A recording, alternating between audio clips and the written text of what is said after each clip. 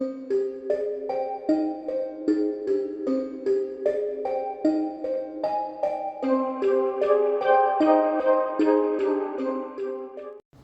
guys, welcome back to releasethecraftin. Priscilla here with another episode of Storycraft. Right now, we're in the middle of our ongoing series of Tales of the Paranormal, where I'm telling you guys some spooky stories and doing some regular ass crafts. The crafts aren't spooky. I don't know if they will be spooky because I'm doing this autumn journal, and you guys know that it takes me a century to do one thing. So, we're in autumn. It's autumny.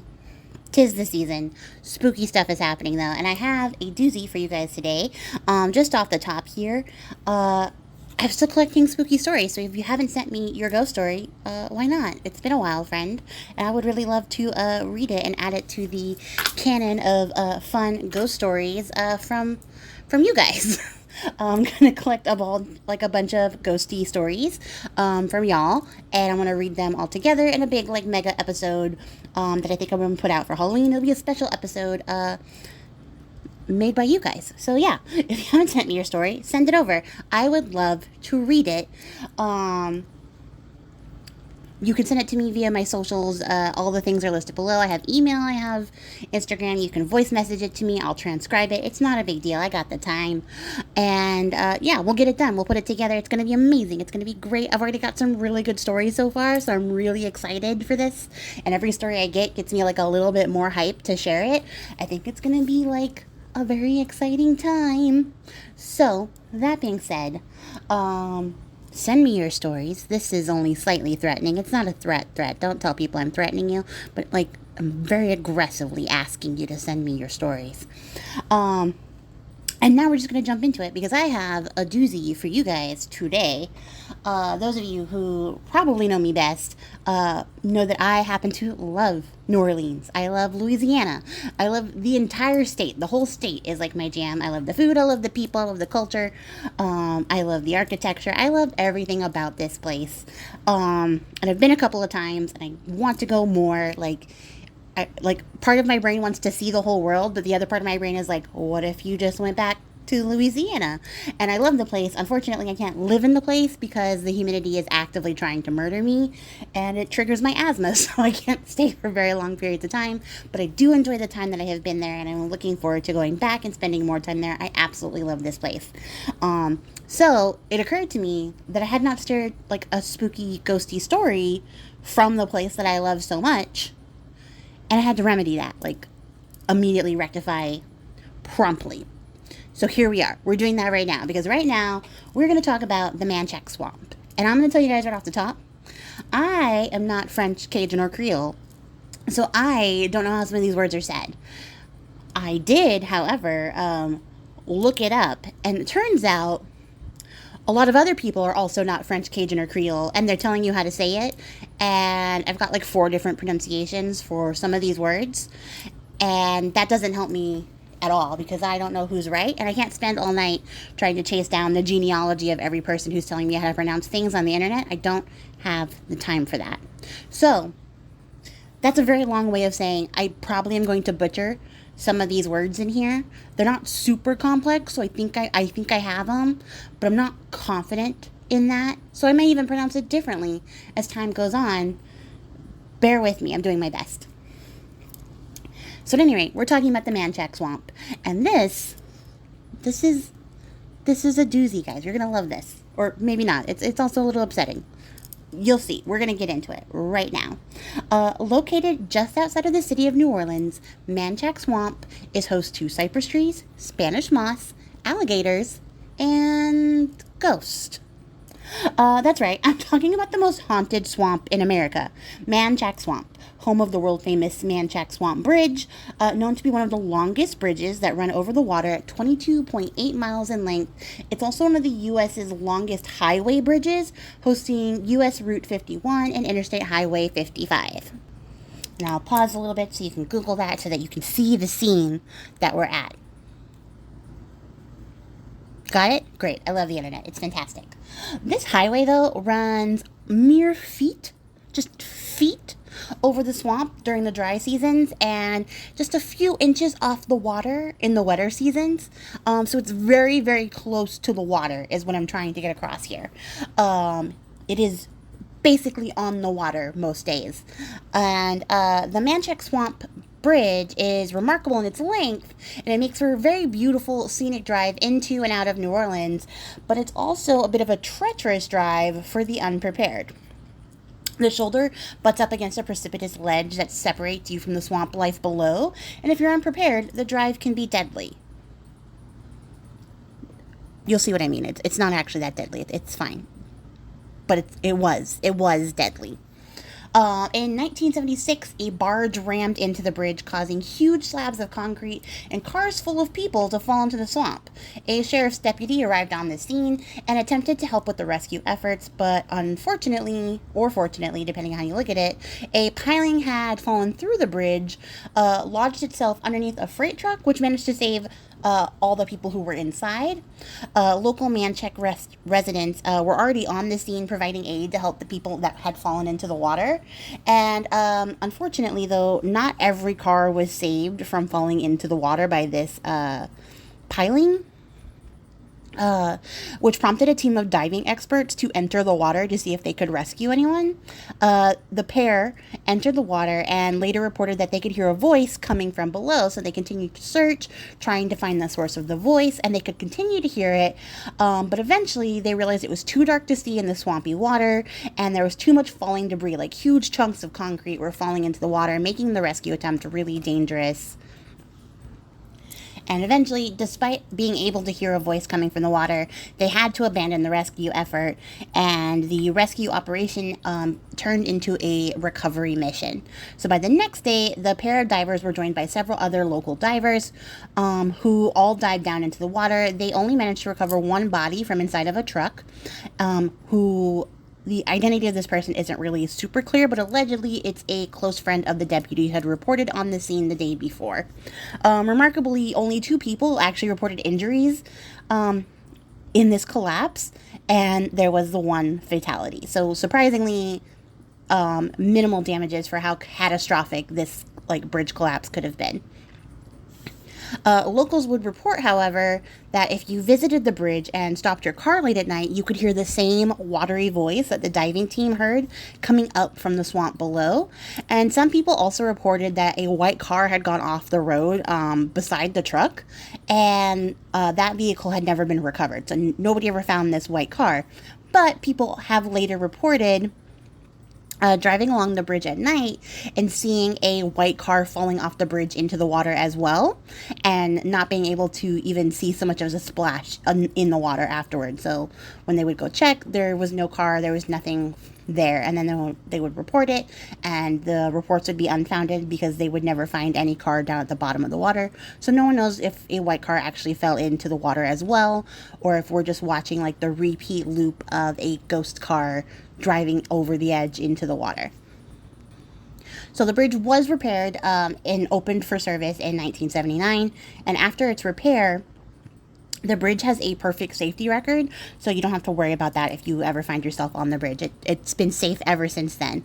There are some local legends that state that sometime in the 50s or 60s, a bus went off the bridge due to a missing span, and 6 people were killed in that too. I didn't find a lot of reports about that. Only one article I read had anything about this bus crash, so I'm writing that off as a local urban legend of a random bus falling into the water, because I couldn't find any evidence for that. Not to say it didn't happen, just I couldn't find anything for it outside of that one singular article. So of course this makes the bridge and the swamp perfectly spooky on its own, but the ghost sightings in the Manchac Swamp aren't just limited to a few spectral cars and submerged voices. No. The ghosts of Manchac Swamp are numerous, and their voices can be heard wailing and screaming throughout the night. But to uncover the source of these countless ghosts, we have to go a little bit further back into the past before the Manchac Swamp Bridge was even built. So, in the mid-1800s, on the shore of Lake Pontchartrain, in the Manchac Swamp, there used to be a town called Frenier, and it was home to a couple dozen families who made their living either logging for the cypress trees that grew locally or growing cabbage in the rich, fertile soil. A railway ran really close to the town, and they would use this rail system to disperse the logs and the produce to the French market in New Orleans, as well as far abroad as Chicago. So, like, they were kind of a little bit locally famous for their cypress trees and their cabbages, and that got dispersed vastly, widely via the railway system. The town was also home to a local treater known as Julie White. A treater is a Creole or Cajun faith healer that combines the methods of the French Homa tribe, Catholic prayer, local medicinal remedies, and sometimes what can be recognized as voodoo. For most people in the area, a local treater would be as close to a physician as they would ever see. So Miss Julie White was well regarded in her community, and people sought her out for her healing abilities and enjoyed her company when she would share some songs and play her guitar. So she was musical, she was healing, she was amazing. She was also known really well for being able to predict misfortunes, however, and this led to a lot of people seeking her advice and predictions because they wanted to avoid disaster in their own lives. Unfortunately for Julie, this was a double-edged sword, and it led to many in not only her town but the neighboring ones as well, fearing her ire and regarding her as sort of a mystical voodoo priestess, which led to people avoiding her and possibly not treating her with the reverence that she actually deserved as their only source of medicine and healing. And many people were too terrified to even speak to her or meet her eye. So eventually, enough of this treatment over time led to Julie becoming embittered, and she began to call out predictions of doom. She would cast the evil eye, and she could often be heard singing, "When I die, I take the whole town with me. When I die, I take the whole town." Which, side note, is not much of a song. But the more that I say it, the more that I'm like, that is kind of catchy. It does have a bit of a tune if you get working on it. So, when I die, I take the whole town with me. When I die, I take the whole town. Might become my new mantra. As she got older, the song got more frequent, and it's rumored that on September 29th, 1915, she sang that song determinedly, nonstop, the entire day until she fell over dead. When it came time for her funeral, the whole town and many of the surrounding towns gathered for her burial. People believed that if they gathered, they were there in parts to pay their respects and curry favor with her spirit in the afterlife. But they also believed that if they gathered in mass like that, her spirit would see that she was well respected and adored after death, and it would be properly laid to rest, so they wouldn't have to suffer any consequences from the quote-unquote evil voodoo queen haunting them all if she saw that they were all there to pay their respects. Her spirit would be satisfied and stay on the other side where it's supposed to. By 4 p.m., the last nail was driven into her coffin when a storm hit the swamp. And this wasn't just your run-of-the-mill storm, but a huge Category 4 hurricane with 145-mile-per-hour winds. It's said that a wave as high as 15 feet swept over the town, destroying not only Frenier, but also the neighboring villages of Ruddock and Napton as well. People sought refuge in the nearby train depot, which collapsed under the riotous winds and took the lives of 25 people. One survivor said he remembered clinging to a cypress tree, closing his eyes, and shutting out the sounds of the screams of those who were drowning in the swamp. 275 people were killed, houses were flattened beyond repair, and many of the dead were never recovered. All that remains of Frenier and its inhabitants is a graveyard, which is reportedly a mass grave for the few dead that could be recovered. And Julie White is said to be buried at the same site, although she got her own grave a little bit off away from everybody else. So she was the only person who got their own individual grave, and everybody else's bodies that were recoverable were just buried all together with a few different headstones and stuff put up for the people that, wanted to identify their dead. Unfortunately, all of these cities were flattened beyond ruin. They were not rebuilt. Attempts to rebuild in the area were unsuccessful and did not last long. And that is said to be due to the spirits that have been left from this hurricane. No one else lives there. Now it's just the home of the swamp and the home of the bridge. Some people say that Julie White cursed the town, while others say that her song was actually a warning that the townsfolk failed to heed, possibly because they had become so superstitious about her. They just sort of ignored the fact that her song was actually a warning and not her cursing them all to death. Haters believe it was a supermassive coincidence, and that's fine for them. We're not haters here, so, pick your poison. Some people have even reported seeing Julie on the edge of the water, cackling as if she's enjoying and delighting in the glee of having destroyed all of Frenier and the nearby cities. Regardless of what you believe, it's the voices of the hurricane's victims that rise up in the night and carry across the water as you drive down the Manchac Swamp Bridge. So people will report hearing people wailing, screaming, crying, begging for help, all sorts of things as they're driving down the bridge, especially if you stop or you pull over. You might become overcome with fear, like feelings of fear and grief, and you might find yourself suddenly sobbing and crying because you were so overwhelmed by the spirits there that they're making you feel what they felt in their last moments. So if you do find yourself on the Manchac Swamp Bridge, you might want to keep your windows rolled up and maybe not pull over at night. And yeah, that's my whole story for you guys today. I hope that you guys enjoyed this one. I thought it was super fascinating. I've been on this bridge a few times. I have never considered that it was haunted in any way, shape, or form. Granted, I think I've only ever been on it in the daytime. So, there's that. I thought this was just a really fun story to share. I don't think that Julie cursed the town. I think she was just a woman tired of everybody's shit. And, if they were treating her some kind of way, she was like, all right, fine. Like, if this is how you guys want to be, this is how I'm going to be. And I kind of love that for her. I don't love that a hurricane killed 275 people. That's horrible and atrocious and a tragedy.